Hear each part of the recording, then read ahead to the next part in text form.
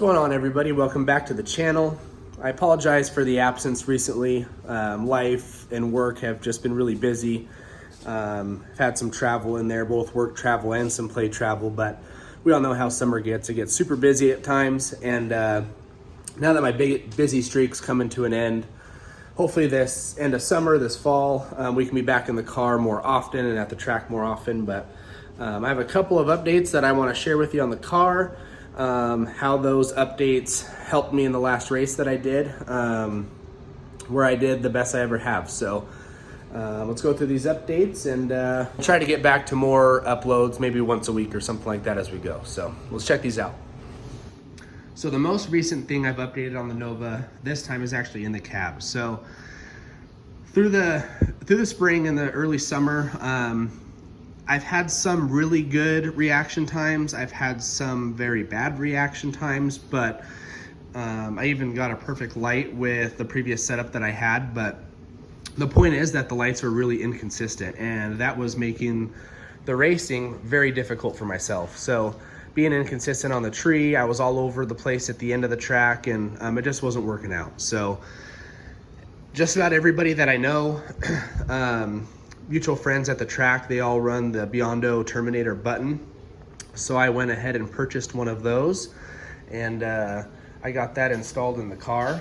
And as far as install goes, I mean, this thing couldn't have been easier. It took me maybe 30 minutes, and 15 of that was this L bracket that I made to go on to the precision shifter. That 15 minutes of that was the paint drying. So if you already have a trans brake setup, excuse me, I'm getting over a cold.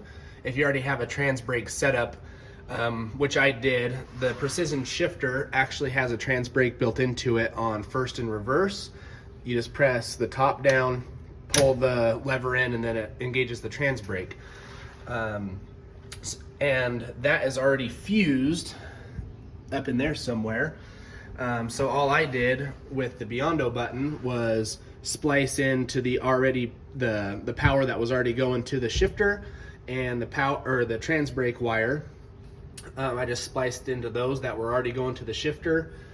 You know, have about 8 inches of wire, maybe at most, and then wired that in there. So that L bracket mounts it right off of the shifter in a comfortable spot.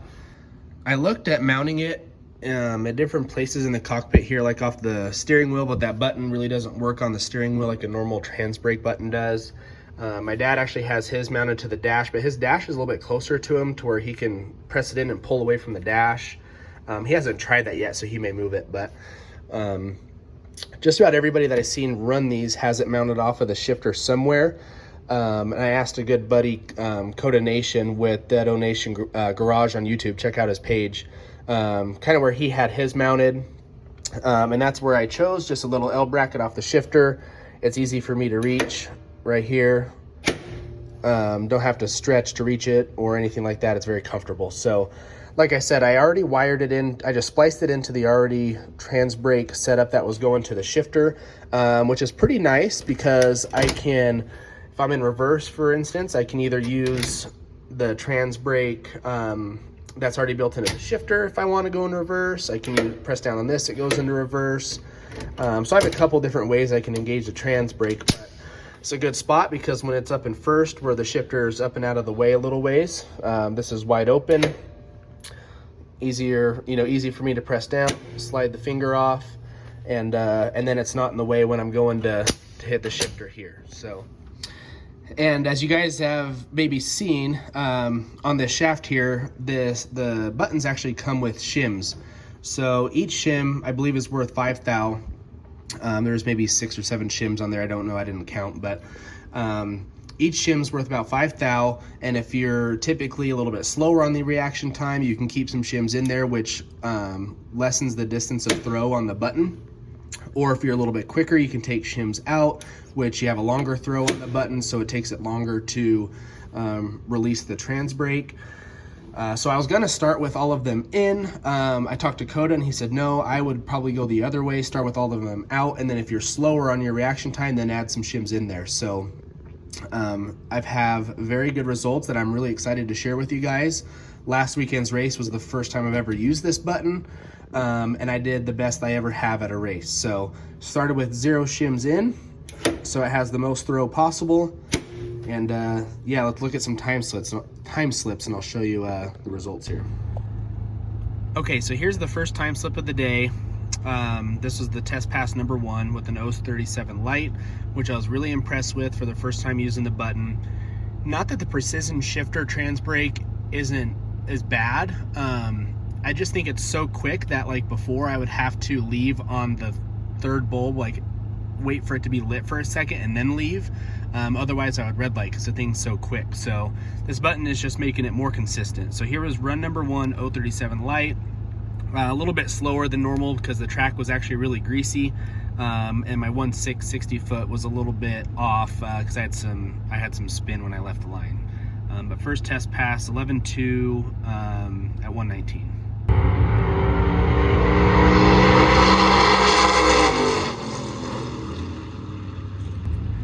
Okay, and here's the second time slip, second test pass, 028 red. That's totally my fault. I really wanted to see what it would take to red light with the new button, and I let go, I mean, barely as the third bulb was coming on. The second bulb was still probably even going out, and went 028 red. I just wanted to see what that threshold was, but 60 foot cleaned up a little bit, went down to an 11.1 at 119. All right, and here's round 1. I was in the right lane, dialed an 1110. He was dialed on a 1060. I went 013 on the tree, and ended up going an 1112, and he went a 58 on a 60, so he broke out. I took the round 1 win.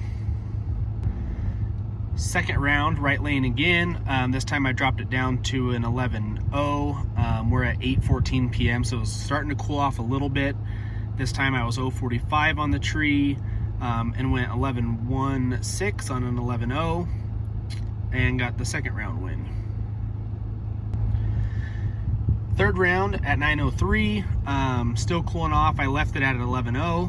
089 on the tree. I was gifted a red light, so I ran this one all the way out, and then on the 11.0 it went 11.10. Into the semi-final here, 9:30 p.m. I was dialed on 11.02 against his 10.15, and I went 048 on the tree, and then it ended up at an 11.07 on an 11.02, and he went an 10.13 on the 10.15, so he broke out, giving me the win in the semi. And octane 87. Don't play the chase.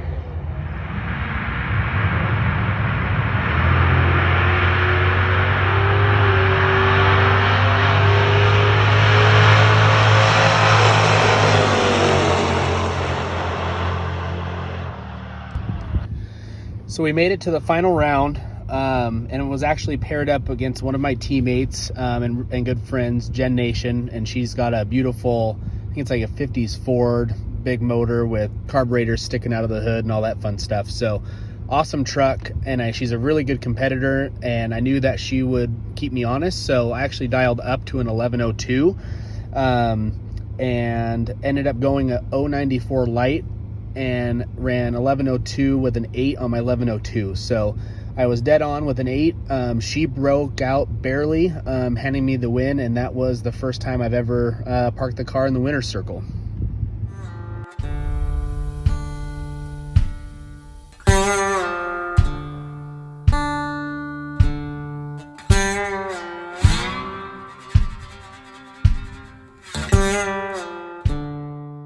So yeah, the Biondo Terminator button is a 10 out of 10 in my book. Possibly coincidence that I won the first time ever using the button, but either way, it made my lights way more consistent throughout the night from what they were before. So I appreciate you guys watching. The next time we'll be at the track is for our biggest race of the year here at Firebird, and that's the Night Fire. Biggest payout, biggest car turnout, nitro cars, nitro dragsters, all sorts of cool stuff that weekend. So we will catch you then. Thanks, guys.